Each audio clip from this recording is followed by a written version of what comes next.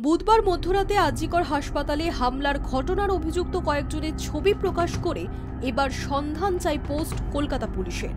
বৃহস্পতিবার সকালে কলকাতা পুলিশের সমাজ মাধ্যমে ওই অশান্তির ঘটনার বেশ কিছু ছবি প্রকাশ করা হয়েছে।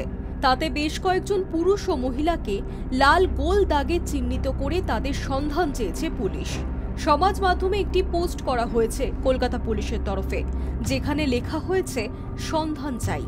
নিচের ছবিতে যাদের চেহারা চিহ্নিত করা হয়েছে তাদের সন্ধান জানা থাকলে অনুরোধ জানান আমাদের সরাসরি বা আপনার সংশ্লিষ্ট থানার মাধ্যমে। উল্লেখিত আরজিকরের ঘটনার প্রতিবাদে মেয়েদের রাত দখলের কর্মসূচির মধ্যেই বুধবার রাতে আরজিকর হাসপাতালের জরুরি বিভাগের গেট ভেঙে ভিতরে ঢুকে তাণ্ডব চালায় একদল ব্যক্তি। তছনছ করা হয় হাসপাতালের জরুরি বিভাগ, ভাঙচুর করা হয় আরজিকর পুলিশের ফাঁড়ি, এমনকি আন্দোলনকারী পড়ুয়াদের মঞ্চ।